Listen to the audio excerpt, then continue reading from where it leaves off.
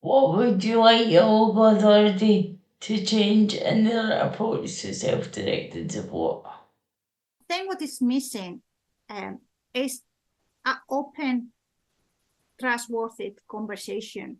You get allocated social worker. I think I have had 3. Now even the one that I kind of like it is moving on to a different team. That's not how you build relationships. That's not how you build team Naya.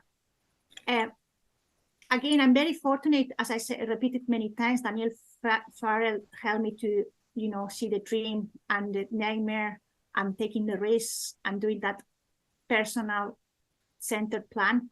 But that's not what local authorities do. They just have a tick box, service A, service B, service C, and that's what you get. A, B, or C, you choose.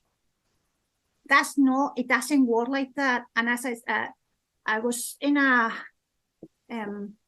meeting saying, like, when my younger child was younger, I was kind of saying, like, with all the difficulties for getting a PA, I say to my social worker, can I get Finley, my youngest, with a childminder, use self-directed support to pay for a childminder, and I can have free hands to take my child to the swimming pool and be her PA.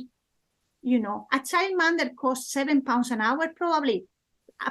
A PA would be around 14 an hour. So it would be a no-brainer.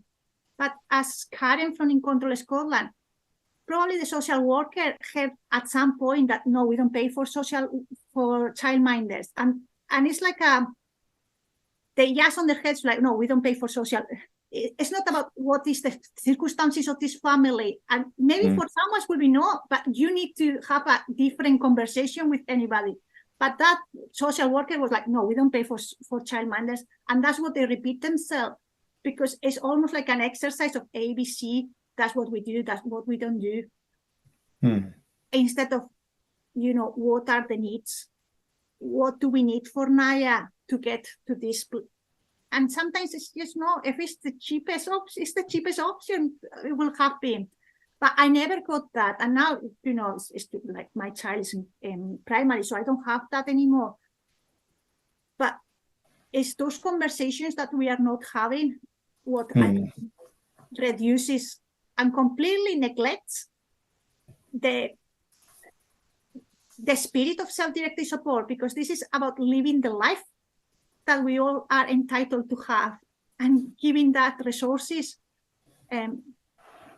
But we are not implementing it in the right way. And I think many families are missing out, don't even knowing that this exists. Interview conducted by Michael McEwan, Associate of In Control Scotland.